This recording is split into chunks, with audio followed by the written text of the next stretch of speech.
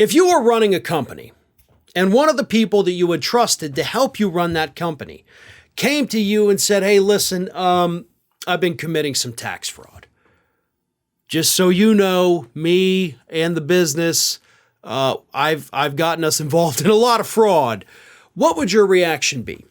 You'd probably fire the person, right? Like just right on the spot, like you're gone, you're out of here. But even if for some reason you decided to keep them on staff, you wouldn't reward them for doing this now, would you?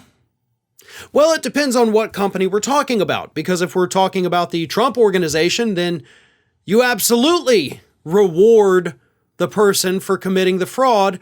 And that is exactly what Trump Organization Chief Financial Officer Alan Weisselberg said in court this week happened to him when he approached Eric Trump and Donald Trump Jr., told them about all the things he had been doing back in 2019. And he says that rather than being punished, they rewarded him by giving him a $200,000 a year raise. He went to his bosses, said, guys, I've been doing some fraud. I've also got the company involved in some fraud that's probably going to cause us some legal problems down the road. But what do you want to do? And at the time, of course, Donald Trump was president of the United States. So Eric and Don Jr. were the ones running the company.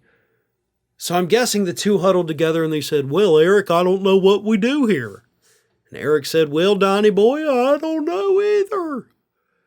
So they came up, the two of them, the brain trust of Eric and Don Jr., came up with a brilliant idea.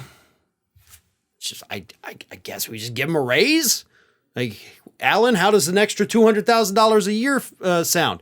And they actually gave him the raise, not because he committed the fraud, but because he couldn't keep doing the fraud. Right? The whole fraud thing, folks, in case you haven't been following, is the fact he was getting all these perks, the company car, the under-the-table payments, but all of that had to stop because the investigation had already uncovered all of that. So we didn't get those things anymore. So then the Trump boys were like, well, since you're not getting these things anymore, I guess we got to compensate you by giving you more money. The guy basically told you, like, I got us involved in a lot of fraud. We're all in trouble. And they're like, well, how does $200,000 extra a year sound? Now, if you ask me, and again, Weisselberg testified that that's what happened in court this week. Now, if you ask me, that $200,000 raise he got for doing the fraud, that doesn't sound like it was done just because he was losing the benefits. Now, to me, it kind of sounds like a hush money payment, right?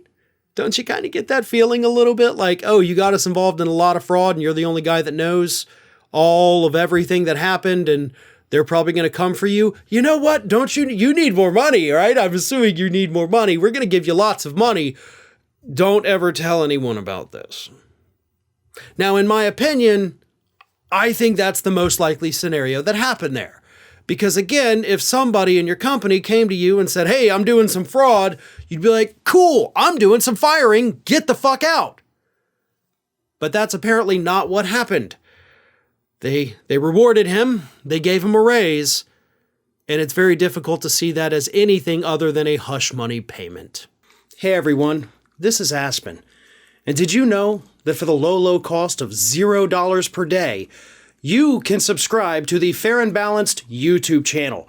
We also encourage you to like, comment, and share. But again, click that subscribe button and help Aspen not be so grumpy.